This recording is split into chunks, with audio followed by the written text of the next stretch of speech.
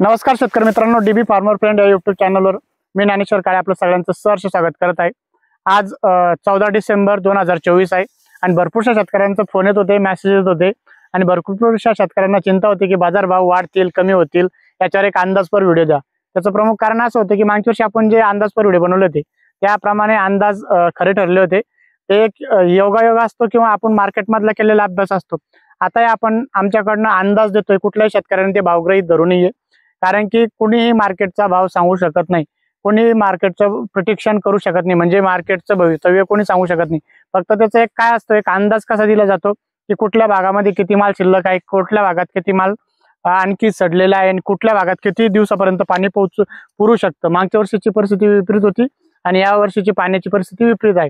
काही भागामध्ये मागच्या वर्षी पाणी कमी होतं, त्यामुळे प्लॉट लवकर दिले गेले होते आणि या वर्षीची काय परिस्थिती याबद्दल आज आपण थोडक्यात चर्चा करणार आहोत। शेतकरी मित्रांनो, आज 14 डिसेंबर 2024 आहे आणि आज बाजारभाव 2400 पासून ते 2700 पर्यंत बाजारभाव झालेले आहेत। तुमच्या भागामध्ये बाजारभाव काय चालू आहे तुम्ही कमेंट बॉक्स मध्ये कळत जा, जेणेकरून आपल्याला कळतं की उर्वरित महाराष्ट्रामध्ये काय भाव चालू आहे। आपले काही शेतकरी एमपी कर्नाटक मधले आहेत, त्यांना भाषाचं बॅरिगेट असतं, पण ते व्हॉट्सअपला मेसेज करून सांगतात की आमच्याकडे काय भाव आहे काय नाही। कालच आपले एक शेतकरी कर्नाटकचे, आम्ही त्यांना कॉल केला होता की भाऊ तुमच्याकडे माल किती शिल्लक आहे आणि तुमच्या पट्ट्यामध्ये आणखी माल किती दिवस चालू शकतो। तर त्यांनी आम्हाला सांगितलं की यावर्षी आमच्याकडे माल जो आहे तो जास्त प्रमाणात लागवड असल्या कारणाने अजून 1 ते 2 महिने माल पुरण असे त्यांचं म्हणणं होतं। 2-3 महिन्यापर्यंत माल आमचा चालू शकतो। तर त्यामुळे बाजारावर जास्त दबाव आहे आणि आणखी एक विशेष म्हणजे आपल्याकडे जे प्लॉट लागलेले होते, जे सडलेले प्लॉट होते, जे इन्फेक्शन जे प्लॉट होते, त्या शेतकऱ्यांनी दाबून धरले होते। त्यावेळेस 3, 3.5, 4 हजार रुपये भाव होता, त्यावेळेस शेतकऱ्यांनी दिले नाही, कारण की भरपूरशा शेतकऱ्यांना अपेक्षा होती की बाजारभाव मागच्या वर्षी तेजीत येतील आणि आपल्याला पैसा बनेल, कारण की जे इन्फेक्शन जे आहे ते सोडून दिलं तरी बाकी जे उर्वरित प्लॉट आहे चांगल्या पैशाने जाईल। तर त्यामुळे तेही प्लॉट आतापर्यंत शेतकऱ्यांनी ठेवले होते आणि जे चांगले प्लॉट आहे, आता आपण मला शोधू शकता, जे असे चांगले प्लॉट आहे त्याही शेतकऱ्यांनी आतापर्यंत ठेवले होते।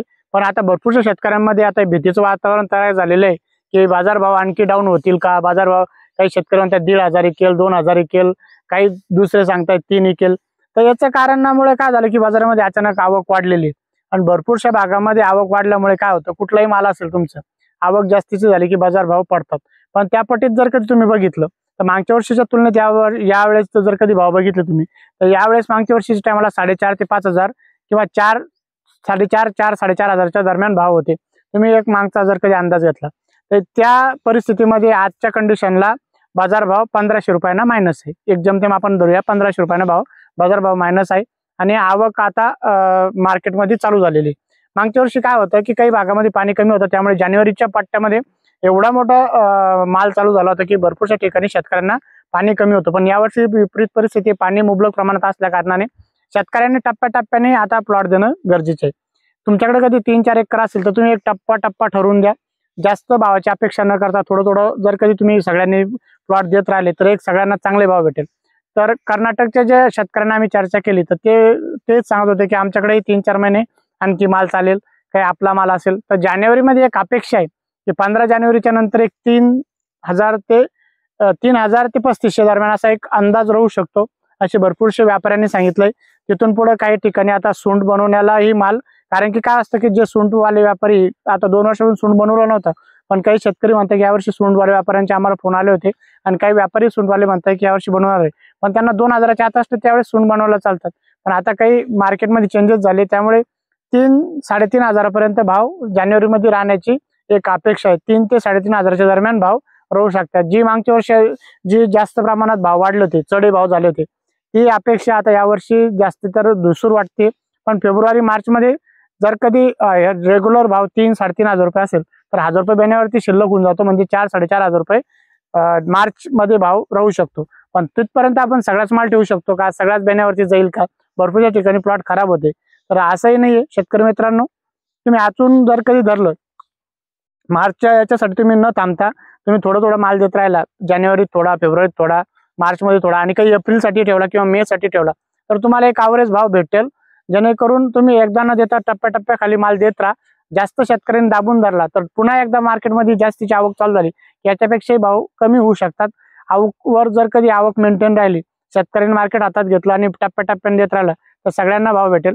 शेतकरी मित्रांनो, तुम्ही आम्हाला एक मदत करायची, फक्त तुमच्या भागामध्ये किती माल शिल्लक आहे नक्की कमेंट बॉक्स मध्ये कळवा, जेणेकरून आपल्याला कळतं की कुठल्या भागामध्ये शिल्लक आहे.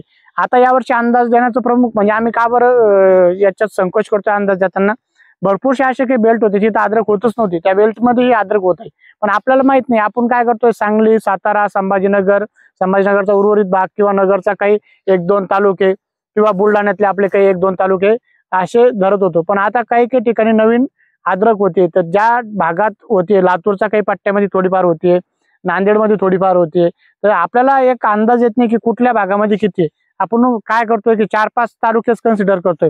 सांगली असेल, सातारा असेल, कोल्हापूरचा काही बेल्ट असेल किंवा संभाजीनगर असेल किंवा नगरचे काही 1-2 तालुके असेल किंवा जालन्यामध्ये आपलं प्रामुख्याने जालना आपल्याला लागून जालन्यामधले काही असेल आणि बुलढाण्यातले काही उर्वरित तालुके असतील. तर शेतकरी मित्रांनो, तुम्ही कुठून बोलताय नक्की जर का तुमचं संपूर्ण नाव गाव टाकलं आणि तुमच्या भागामध्ये माल किती शिल्लक आहे आणि किती खराब झालेला आहे तर आपल्याला मदत होते.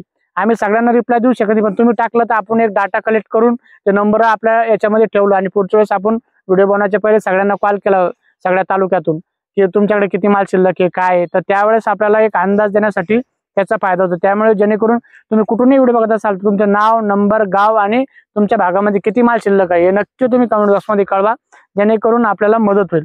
शेतकरी मित्रांनो, आता भरपूर शेतकऱ्यांनी यावर्षी खर्च थांबून दिला होता. योग्य आहे, कारण की भावच नसल्यामुळे त्याच्यावर काही अतिरिक्त खर्च करणं काही योग्य नाही. जे आता बघू शकता हे प्लॉट डेव्हलप झालेले आहे. कसं आहे 150+ उत्पन्न इथं येणार आहे. आणि आता इथून पुढे काय पोटॅश युक्त खत आपण सांगतोय, तुम्ही 0050 देऊ शकता किंवा पोटॅशियम सोनेटचे 1-2 राऊंड करू शकता. आणि फवारणीचं आता काही शक्यतो जास्त खर्चात पडू नका. फवारणीची काही आता गरज जास्त लागत नाही, कारण की थंड जास्त पडलेली आहे आणि इथून पुढे काही जास्तीचा आता खर्च करून तुम्हाला फायदा होणार नाही. शेतकरी मित्रांनो, अंदाजपर व्हिडिओ तुम्हाला जर कधी आवडला असेल तर आमच्या व्हिडिओला शेअर आणि आम्हाला फॉलो करायला विसरू नका, जेणेकरून आपण पुढचा व्हिडिओ बनवताना तुमची आम्हाला मदत होईल. धन्यवाद शेतकरी मित्रांनो.